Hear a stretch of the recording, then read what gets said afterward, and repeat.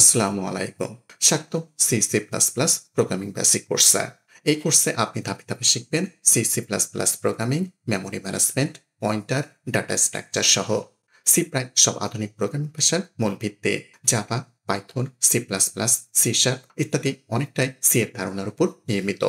C C plus plus শেখার মাধ্যমে আপনি কম্পিউটারের ভিতর কাজ বুঝতে পারবেন এবং কোডিং, ইন্টারভিউ ও সমস্যা সমাধানে আরো দক্ষ হবেন। এটা আমাদের পূর্বের টিউটোরিয়ালের ধারাবাহিক অংশ। যারা এখনো আগে ভিডিওটি দেখেননি তাদের প্রতি অনুরোধ, পূর্বের ভিডিওটি আগে দেখে নিন, তাহলে এই অংশটি আরো ভালোভাবে বুঝতে পারবেন। এখন আমরা যে নতুন ধারণাটি নিয়ে আলোচনা করব সেটি হলো এই ভাষার একটি খুবই গুরুত্বপূর্ণ বিষয়, ইনপুট নেওয়া। সি ভাষায় ইনপুট নেওয়ার জন্য আমরা একটি ফাংশন ব্যবহার করি, যেটি হলো লাইব্রেরি ফাংশন স্ক্যানএফ। যেমন আমরা আউটপুট প্রদর্শনের জন্য প্রিন্টএফ ব্যবহার করি, তেমনি ইনপুট নেওয়ার জন্য ব্যবহার করি স্ক্যানএফ। এখন ইনপুট নেওয়ার ফরম্যাটটি বুঝে নেই।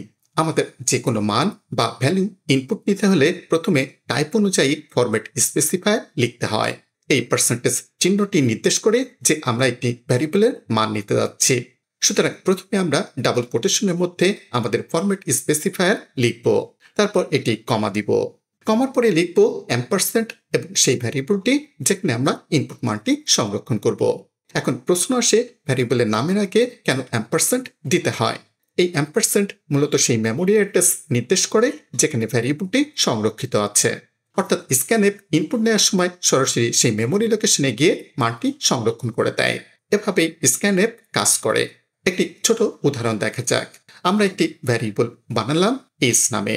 এখন লিখব printf within double quotation enter age colon space semicolon. Scanf within double quotation percentage d comma ampersand age semicolon.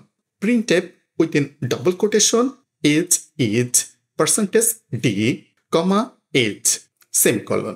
এখন টার্মিনাল খুলে প্রোগ্রামটি চালালে দেখব এন্টার এজ ক্লোন। আমরা সেখানে কোনো সংখ্যা লিখলে যেমন 22 এবং এন্টার প্রেস করলে তখন আউটপুটে দেখা যাবে এজ ইজ 22। এখানে যা হচ্ছে, স্ক্যানএফ ইনপুট মান 22 নিয়ে সেটি এস ভ্যারিয়েবলের মেমোরি লোকেশনে সংরক্ষণ করছে।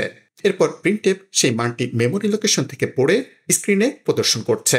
এভাবেই সি প্রোগ্রামে ইনপুট নেওয়ার কাজটি সম্পন্ন হয়। এখন আমরা একটি ছোট প্রোগ্রাম লিখব যেখানে দুটি সংখ্যা এ এবং বি ইনপুট নিয়ে তাদের যোগফল বের করব।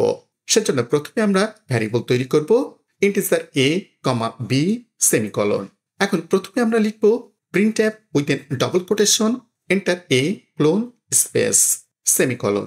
Scanf within double quotation percentage d comma ampersand a semicolon. এভাবে ব্যবহারকারীকে এ এর মান দিতে বলা হবে। তারপর লিখব printf within double quotation enter b colon space semicolon. Scanf within double quotation percentage d comma ampersand b semicolon, যাতে ব্যবহারকারী বি এর মান দিতে পারে।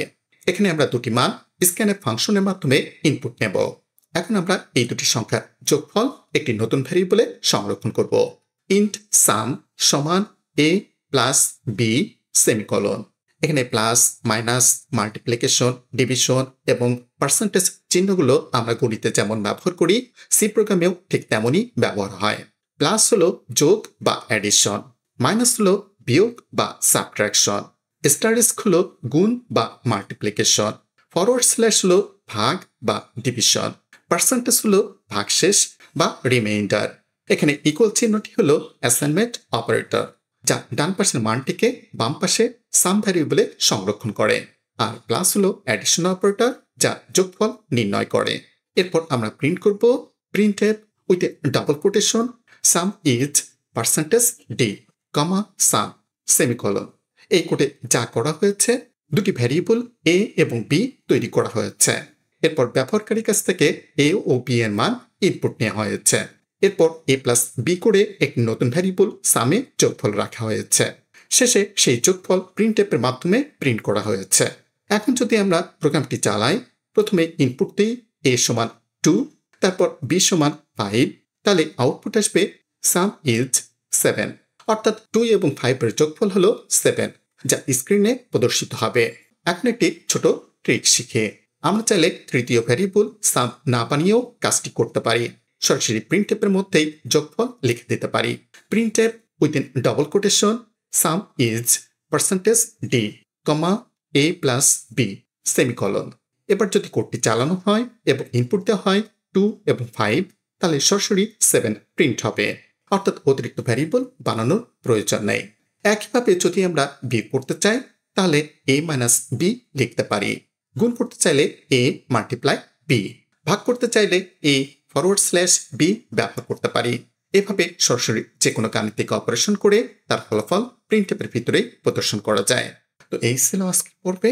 পরবর্তী টিউটোরিয়ালে আমি আপনাকে ধারাবাহিক টিউটোরিয়ালের পরবর্তী অংশ দেখাবো, যেখানে আমরা আরো নতুন কিছু শিখবো ধাপে ধাপে সহজভাবে।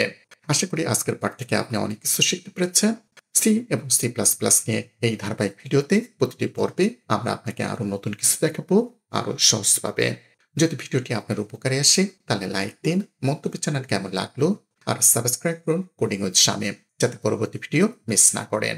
বন্ধুদের সাথে শেয়ার করুন যাদের এই স্কিলগুলো প্রয়োজন। আপনার শেখা যাত্রা হোক আরো শক্তিশালী ও কার্যকর। ধন্যবাদ ভিডিওটি দেখার জন্য। দেখা হবে পরের পর্বে। সবাই ভালো থাকবেন, সুস্থ থাকবেন। আল্লাহ হাফেজ।